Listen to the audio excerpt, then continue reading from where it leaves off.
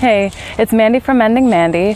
I just want to say that I am not a professional counselor or a psychologist. I'm just a girl on the mend trying to help you in your healing journey. So today I want to talk about how to build in a roadmap for anxiety attacks or anxious thinking. So down below, if you would just comment how you deal with anxiety or anxiety attacks, that'd be awesome. So let's talk about Nightmare on Elm Street and Freddy Krueger. I find that it's very helpful sometimes in that anxious state to have an analogy or have something prepared in your head just to remember, because when you get on those anxious reels, you can start forgetting things and forgetting what to do. So Freddy Krueger, you've all seen him, I'm sure. He's that guy with the fedora and the crazy claw, and he looks very burned with the striped shirt. He is a horror film antagonist. And in the horror film, he goes around entering children's and teens' dreams, and he kills them in their dreams.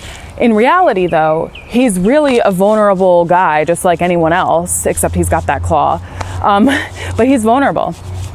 So with anxiety, we tend to worry about the big what ifs. Oh my gosh, what if my dog dies? What if my child dies? What if I do this and I get in a car accident and everything's horrible, everything's out of control? We tend to catastrophize. So that's our dream realm. That's kind of like in A Nightmare on Elm Street. We create this dream realm where our Freddys, our worst fears, appear and come after us and take us down. And the reality is, a lot of our fears will not come true. A lot of our worst fears do not come true. We spin up and we make everything bigger than it is. So one fear that I had that was persistent in my life, and it sounds silly, and my rational brain is telling me it's silly right now, but it is when my dog chews on a bone. And I think, oh my gosh, he's gonna get a splinter or he's gonna get an obstruction. I'm gonna take him to the vet and he's gonna die tomorrow. That's literally where my brain goes. So to spin down from that worry realm, we need to have a blueprint or a roadmap of what we're going to do. In The Nightmare on Elm Street, even the kids had this nursery rhyme that was 1, 2, Freddy's coming for you, 3, 4, better lock the door, 5, 6, grab a crucifix, 7, 8, stay up late, 9, 10, never sleep again. That's an action plan. So the first thing, just like Nightmare on Elm Street, we need to acknowledge that our worry is coming for us, or that we are in the middle of an anxiety attack. We're anxious, because suppressing it will not help at all. Try to do that, been there. So the second thing that we really need to do is feed ourselves facts. We have to feed that logical brain facts and good things so that the emotional brain that's taking off with our anxiety will respond.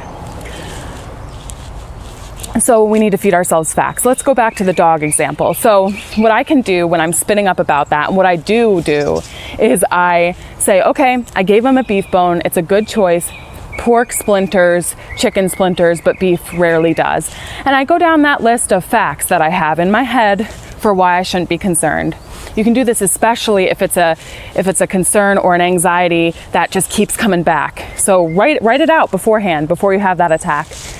The third thing that we can do is rely on past experiences that can tell us, no, this is not going to happen. So for my dog example, I have given my dog Duke so many bones in the past, and he has not had an obstruction. Like, I can rely on that. Like, okay, he's had so many countless bones, and he's obviously still here with us, so my worst fear of him dying did not come true. He's okay. So that's the third thing, experiences. The next thing is just having the action plan. So what if your worst fear did come true? And this is the hardest one for me because it brings that fear into reality a little bit. And it's like, okay, so if this did happen, I would monitor Duke and see if he has an obstruction. I would see if he poops or has diarrhea that's weird, and if it did happen, I would monitor him, take him to the vet in a couple days. So that's your action plan. And that makes you feel better just in case your worst fear does happen. So those are the things that I would have you do is first, acknowledge the worry. Second, combat the fear with facts. Third, rely on those past experiences that can tell you, hey, this is not going to happen. And fourth, create some kind of action plan, not very complicated, in case it does. The second part of all this is when Nancy finally pulls Freddy out of the dream realm where he couldn't harm her anymore, into the real world, she winds up setting traps for him so that she can eventually take him down.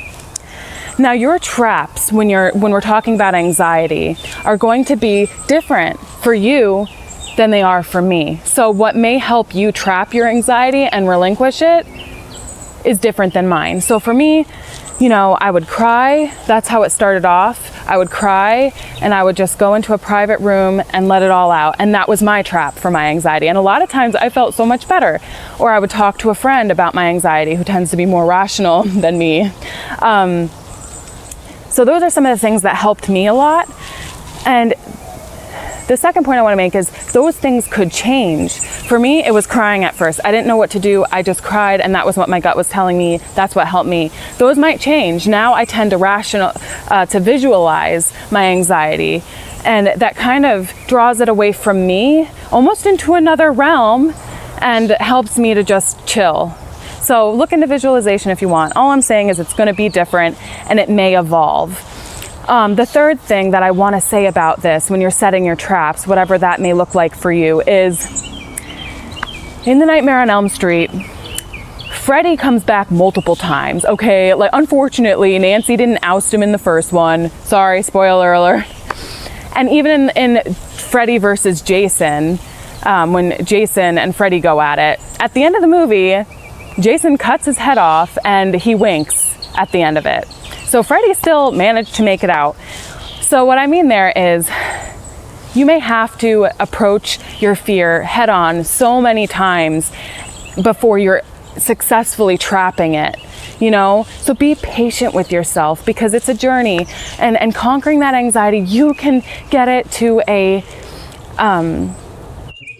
tolerable point. You can get your anxiety trained. You can get yourself trained to get yourself out of it, but be patient. It's going to take some time. So there's the blueprint or a roadmap for how to deal with your anxiety. You can beat Freddy Krueger. You can beat your worries. You just have to be patient and have a plan. So yeah, thank you so much for watching, and please comment, like, subscribe if this video helped you. If not, explain why. But anyway, again, thanks for watching and have a good day.